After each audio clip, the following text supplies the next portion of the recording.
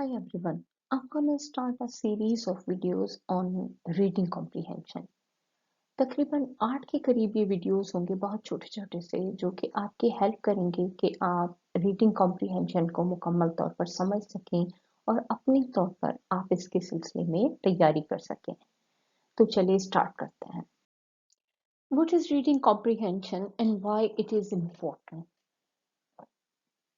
Reading या असल में रीडिंग का या मुताले का क्या मतलब होता है? जब हम कोई चीज पढ़ते हैं और उस पर गौर करते हैं, उसे प्रोसेस करते हैं, जिससे हमारा थिंकिंग प्रोसेस और उस चीज की समझ हमारे अंदर डेवलप होती है, इसे हम कहते हैं reading comprehension. Reading comprehension is the ability to read text, process it and understand its meaning.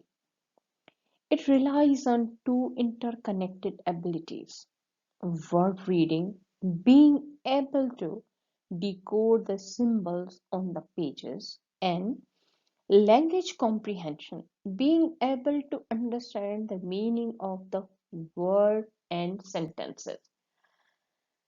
When we read anything, what we need to have earlier, हमारे पास पहले से क्या होना चाहिए? We should have prior knowledge. मिसाल के तौर पर आपके पास पहले कुछ चीजें होनी चाहिए जिनकी बेस पर आप टेक्स्ट को जब पढ़ते हैं तो उससे आप एक नई इंफॉर्मेशन सीखते हैं। और हकीकतन रीडिंग एक ऐसी चीज है जिसकी वजह से आप उन लोगों से मिल पाते हैं जिनके साथ आप कभी जिंदगी में नहीं मिले, यानी उनकी दिमागी सोच को पढ़ सकते हैं। तो बेसिकली रीडिंग कॉम्प्रिहेंशन ये है कि आप चीजों को पढ़ें लेकिन उन्हें समझें। अक्सर तौर पर ये होता है कि जब आप कोई टेक्स्ट पढ़ते हैं, आपको उसका सिर्फ मतलब याद रह जाता है, आपको एग्जैक्ट वर्ड याद नहीं रहती, विकेबलरी याद नहीं रहती, लेकिन आपको ये याद रह जाता है कि उसमें आपने क्या पढ़ा था।